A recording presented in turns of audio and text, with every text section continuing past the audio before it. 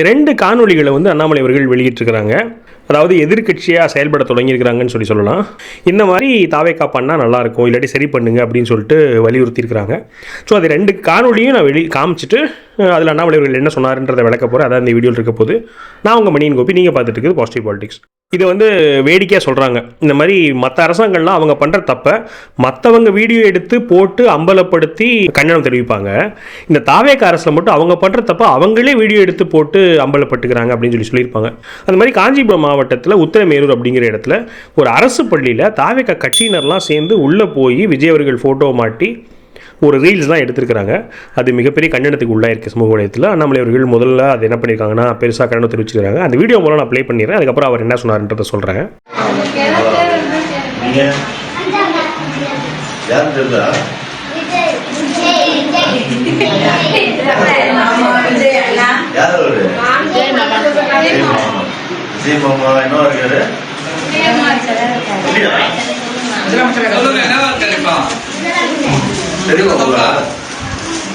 சந்தோஷமா முதலமைச்சரானது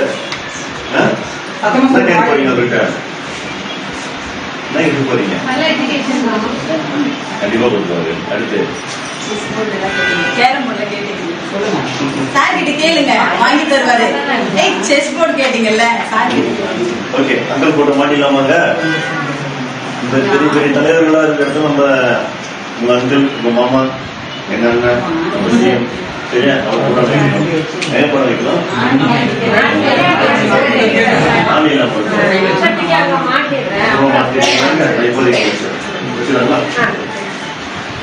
ஸோ முதல்லயே வந்து இந்த எலெக்ஷன் கேம்பெயின் அப்பயே நான் வந்து என்னோட அதிருப்தியும் கண்டனத்தையும் தெரிவிச்சிருப்பேன். அதாவது குழந்தைங்க கிட்ட போயிட்டு நீங்கள் வந்து உங்கள் வீட்டில் போய் எனக்கு ஓட்டு போட சொல்லுங்கள், விஜய் மாமாவுக்கு ஓட்டு போட சொல்லுங்கள், குழந்தைங்க கிட்ட அரசியல் கலக்கிறதே தப்பு. 18 வயசுக்கு அப்புறம் தான் அரசியல் ஓட்டு போடணும்னு சொன்னால் அது ஒரு காரணத்தோடு தான் வச்சிருக்கிறோம். இந்த மாதிரி குழந்தைங்க கிட்ட அது மிக்ஸ் பண்ணுற தப்பு நம்ம பேசியிருந்தோம். அது என்ன பண்ணிருக்காங்கன்னா இப்போ அடுத்த கட்டத்துக்கு எடுத்துகிட்டு போயிட்டு அரசு பள்ளி மாணவர்கள் மத்தியில் போயிட்டு தாவேக்கா கட்சியினர் கொடி அவங்க கட்சி துண்டுலாம் மாட்டிட்டு போயிட்டு இது யாரும் தெரியுமா, விஜய் மாமா அவங்களுக்கு பிடிக்குமா, அவரோட ஃபோட்டோ மாட்டுவோமா அப்படிலாம் சொல்லி ஒரு விளம்பரம் பண்ணியிருக்காங்கன்னு வச்சுக்கோங்களேன். அதை கண்டனம் தெரிவிச்சுக்கிறார் அண்ணாமலை அவர்கள். இந்த மாதிரி பண்ணக்கூடாது. இன்ஃபேக்ட் இதை பண்ணுறது வந்து முதலமைச்சர் விஜய் அவர்களுக்கே பிடிக்காது நீங்கள் பண்ணுறது. அதனால் இனிமேல் கல்வித்துறை வந்து எவ்வளோ தேவை இருக்குது. அந்த ராஜ்மோகன் அவர்கள் வந்து எவ்வளோ வேலை பண்ண வேண்டியிருக்கு, எவ்வளோ பள்ளிக்கூடங்கள் கஷ்ட நிலைமையில் இருக்குது, அதெல்லாம் சரி பண்ணுறது கவனம் செலுத்தாமல் இந்த மாதிரி அவங்க கட்சிக்காரங்க பண்ணுறது ரொம்ப தப்பு. ஸோ சிஎம்மும் ராஜ்மோகன் மந்திரி அவர்களும் இதை சரி பண்ணுவாங்கன்னு நம்புகிறேன் அப்படின்னு சொல்லிட்டு அந்த கண்டனம் தெரிவிச்சுக்கிறாங்க.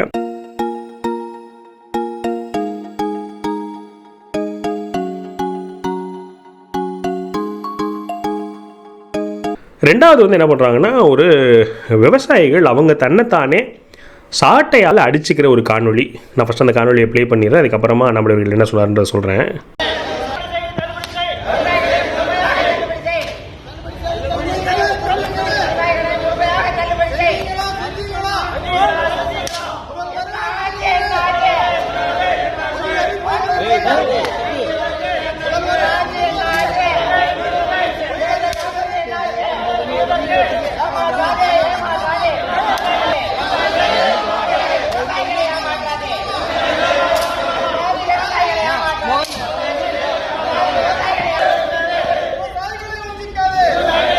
இந்த போராட்டம் எதுக்குன்னு கேட்டிங்கன்னா, தாவேக்கா ஆட்சிக்கு வரதுக்கு முன்னாடி என்ன ஒரு ப்ராமிஸ் பண்ணியிருந்தாங்கன்னு சொன்னால் 5 ஏக்கருக்கு கீழே விவசாயிகள் வச்சுருந்தாங்கன்னு சொன்னால் அவங்களோட பயிர்க்கடன் மொத்தமாக தள்ளுபடி பண்ணப்படும் அப்படின்னு சொல்லி வாக்குறுதி கொடுத்துருப்பாங்க.